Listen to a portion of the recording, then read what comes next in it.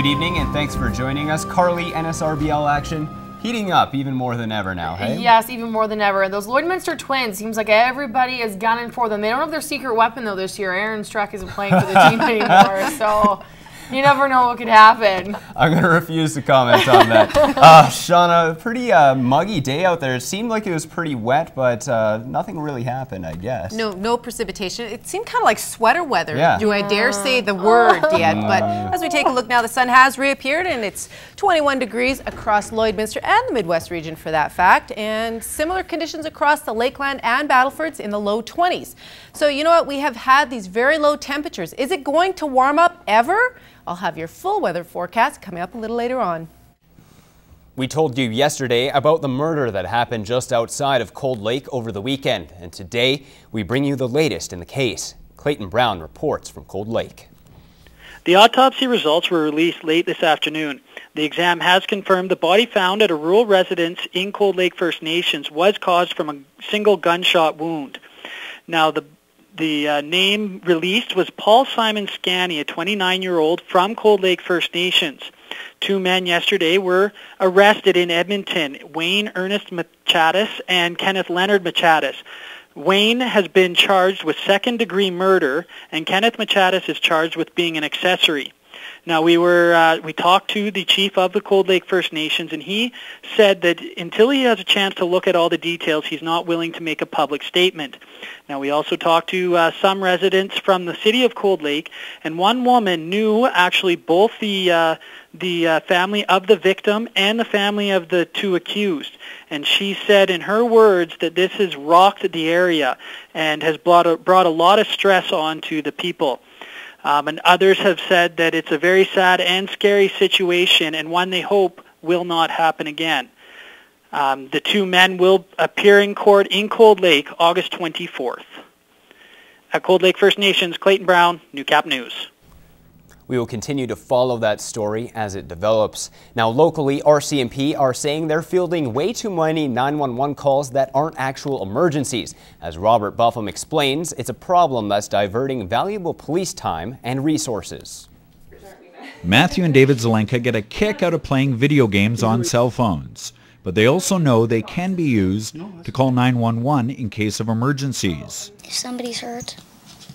They've been taught that phones can be a life-saving resource. Oh no, we've gone through the whole steps. We've gone through, you call 911 and how they go through a list of which kind of emergency it is. As toddlers, they played with used cell phones with the batteries removed, something police recommend because even disconnected cell phones with a trace of battery juice will connect to 911.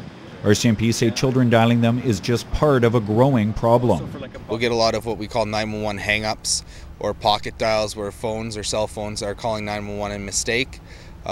Oftentimes people will then realize that they have dialed 911 in mistake and they hang up on the operators. The operators, this then creates a problem. They're trying to attempt to make callbacks to ensure that everything is in fact okay. In fact, last year alone, Saskatchewan RCMP investigated 8,000 emergency calls and figured at least 2,600 of them were mischievous. Rodenizer says local RCMP get about 20 fake or accidental calls each day, and every time they have to respond with a return call, then an in-person visit if there's no answer. Obtain GPS coordinates, which we then have to determine a street address from. At that time we then have to go and check residences and other areas throughout that location.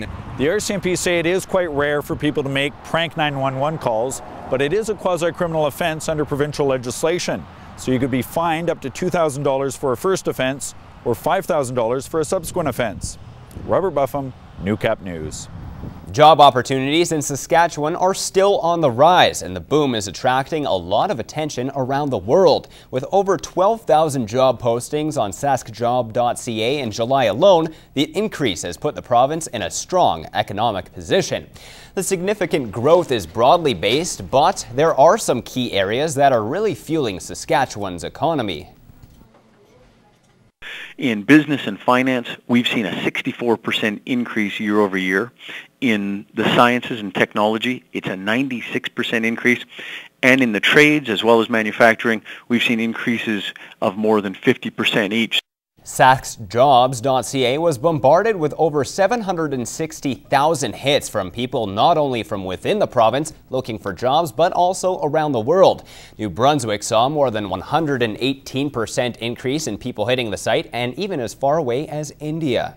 It means that more people have more opportunities, those already living within Saskatchewan and those that may be interested in finding out what's going on here within the province.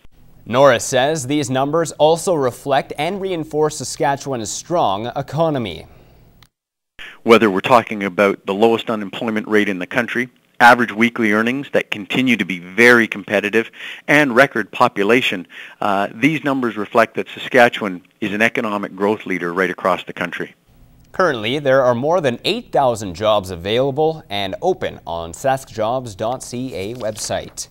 And now you can find the work of a local author in bookstores all the way across Saskatchewan. We caught up with the writer who also happens to be a history teacher at Lakeland College.